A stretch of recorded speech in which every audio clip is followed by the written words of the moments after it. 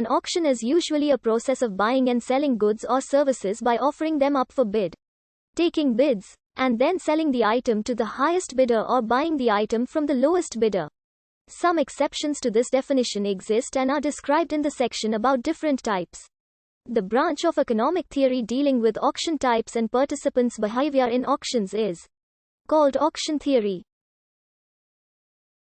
The open ascending price auction is arguably the most common form of auction in use throughout history. Participants bid openly against one another, with each subsequent bid required to be higher than the previous bid. An auctioneer may announce prices. Bidders may call out their bids themselves or have a proxy call out a bid on their behalf. Or bids may be submitted electronically with the highest current bid publicly displayed. Auctions were and are applied for trade in diverse contexts. These contexts are antiques, paintings, rare collectibles, expensive wines, commodities, livestock, radio spectrum, used cars, online advertising, even emission trading and many more. The word auction is derived from the Latin auctum, the supine of augio, I increase. For most of history, auctions have been a relatively uncommon way to negotiate the exchange of goods and commodities. In practice, both haggling and sale by set price have been significantly more common. Indeed, before the 17th century only a few sporadic auctions were held. Nonetheless, auctions have a long history, having been recorded as early as 500 BC. According to Herodotus, in Babylon auctions of women for marriage were held annually. The auctions began with the woman the auctioneer considered to be the most beautiful and progressed. To the least, it was considered illegal to allow a daughter to be sold outside of the auction method. Attractive maidens were offered in a forward auction to determine the price to be paid by a swain. While in the case of maidens lacking attractivity, a reverse auction was needed to determine the price to be paid to a swain. During the Roman Empire, after a military victory, Roman soldiers would often drive a spear into the ground around which the spoils of war were left to be auctioned off. Later slaves, often captured as the spoils of war, were auctioned in the forum under the sign of the spear, with the proceeds of sale going towards the war effort. The Romans also used auctions to liquidate the assets of debtors whose property had been confiscated.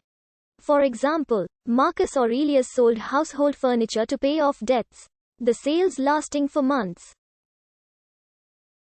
One of the most significant historical auctions occurred in the year 193 AD when the entire Roman Empire was put on the auction block by the Praetorian Guard.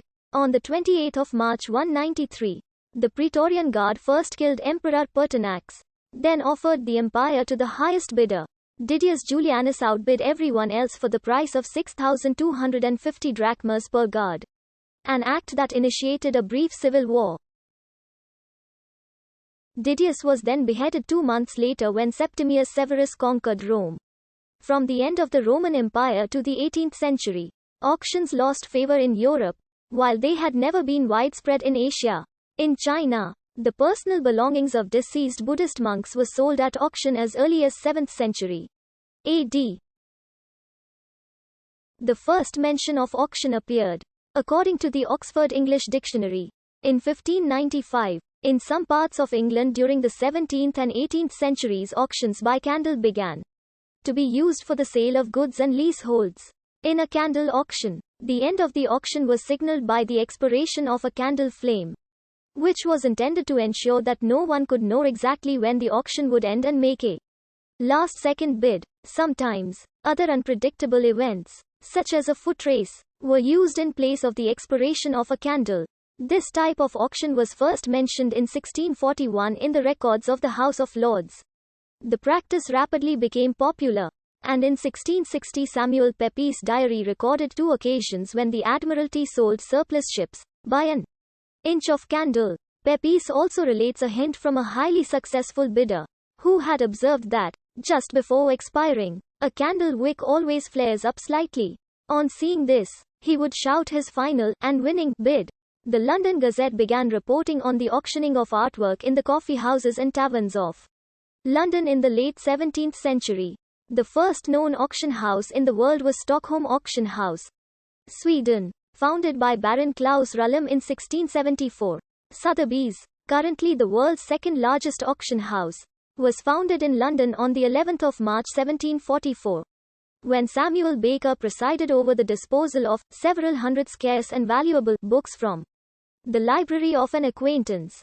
Christie's, now the world's largest auction house, was founded by James Christie in 1766 in London and published its first auction catalogue in that year. Although newspaper advertisement